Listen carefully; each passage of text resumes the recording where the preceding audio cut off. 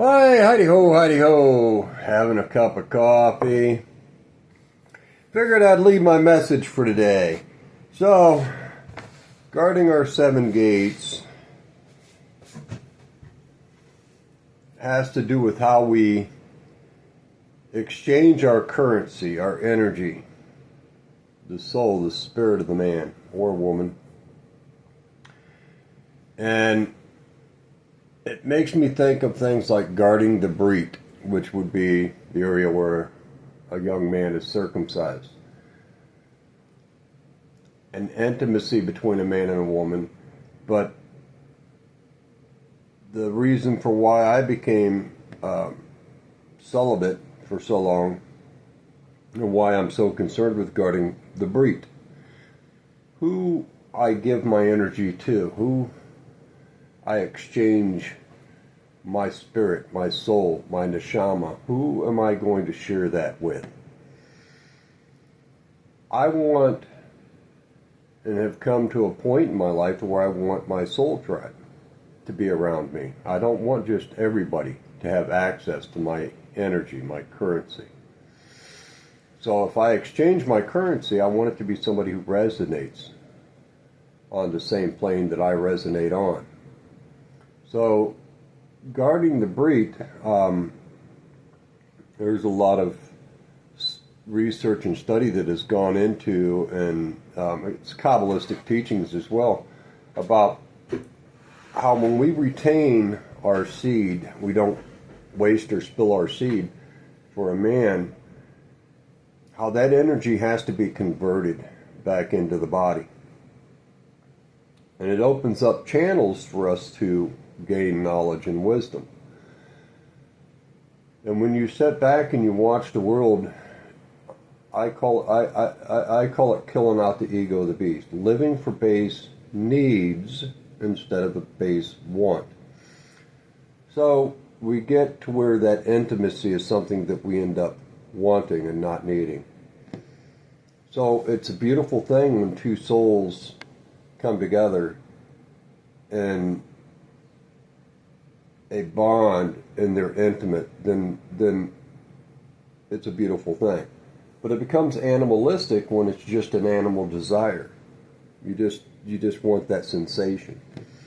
But back to when you learn to kill out that, and it's not to view it as being ra, wicked, or tov, good, but to view that it can be both. So how am I using my currency, my energy, that Hashem, Allah, the All, Ma'im, Abba, both King and Queen, how am I using that energy? What am I doing with that currency? Who am I giving that currency to? So it's very important to guard the Brit, but to circumcise our heart as well. So it has to do with reproving ourselves. But we notice things when we start to do that, and a lot of men are starting to do that because, unfortunately, the legal system is against the law. I don't care if you're an attorney, a judge, whatever you call yourself. If you're a member of the Bar Association, you're a member of the Bar Association. I see your criminality. And what you're doing is criminal. It's criminal trespass, collusion and coercion to commit fraud, identity theft, you name it, you're involved in it. Theft of other people's divinity, theft of other people's currency. It's theft. Coveting what doesn't belong to you. It's theft. No matter which portion of the Bar Association you're attached to, which all goes back to Rome, Edom. So, guarding the Brit. So anyway, those guys like myself who have actually come to that point, you sit back and you look at the world and you see how perverse the world has become. But how wicked a lot of women have become. And that's not all women, a lot of women. A woman no longer looks at what a man could truly give her when it comes to building a life together. what they're looking at is what can you give me for immediate gratification? Materialism. It's not the abilities that the man has or anything else. But put it this way. You're looking at the criminals who work for the Bar Association and you think those are real men, and they aren't. They're punks, because I've been there. So I was a punk. When I wore those tags on my neck, I was nothing but a big-ass punk. Pure and simple. A punk. I made a boy piss himself. I got in his face and made a young man piss himself. That's how much of a punk I was. And those who knew me were afraid of me because I was a punk.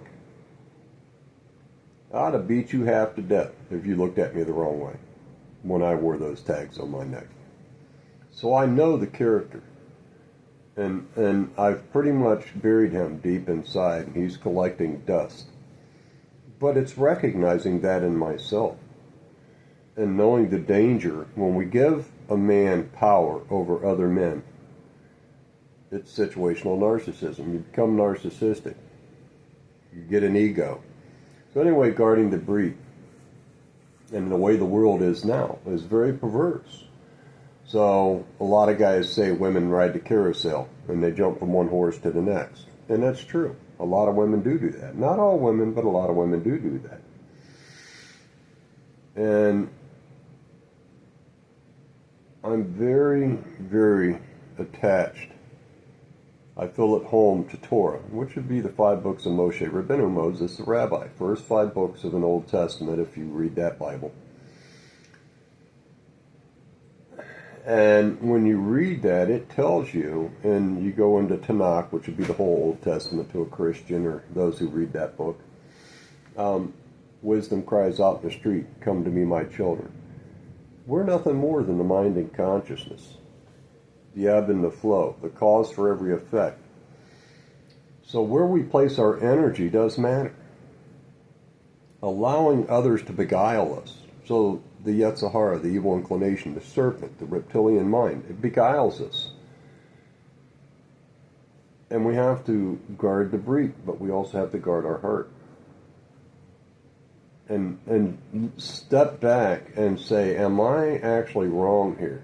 And sometimes it does bruise the ego when you actually look and you say, you know what? I was an ass. I actually believed this stuff. But it's okay to have been fooled, but it's not okay to continue to be a fool. If you believe you have authority over any other man, you're a fool. It's pure and simple. You're a fool. Because God controls everything. Our Ima Abba controls everything. We have control over nothing but ourselves. We're supposed to reprove ourselves. That's why we're placed in these bodies. And it goes back to, like I've said to many a people, the coat of many colors. Well, that's these bodies that we live in, of many hues. Hue, man, many different colors. They say that the coat has magical properties. Well, it does have magical properties. It is so magical that it's got you convinced that you're from a tribe of man instead of a tribe of spirit. Hari Mahava. So, hey, Asher, hey, I will be what I will be, or I will be what I will to be, or as above, so below, as below, so above, as within, so without. What that's talking about is we shouldn't be claiming any images, not even of ourselves. Our Ima Abba doesn't even claim an image. And we were created in our Ima Abba's image. So what is the image we're supposed to claim? Ahei, Asher, Ahei. I will be what I will be. So when I leave this body, I'm going to be exactly what I am in the body. Nothing more than my thoughts, which is how everything is created, is first with a thought. You think about something and then you create it. So guarding our breed. The more you guard your breed, and it's not to say, like I said, there's nothing wrong with being in a relationship, a union, finding your soulmate. There's nothing wrong with that. But if you're single, you need to guard your breed and make wise choices. Who do I want to give my time to? Now that includes your soul tribe. That includes other men or other women if you're a woman.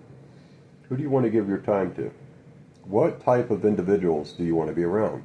So it goes back to, like I said, we're not going to resonate with our soul tribe. So our soul tribe, those sparks may come in contact with us, but they're not going to want to attach to us because of who we've got around us, our environment that we've placed ourselves in. So that's the message for today. God bless. Much love.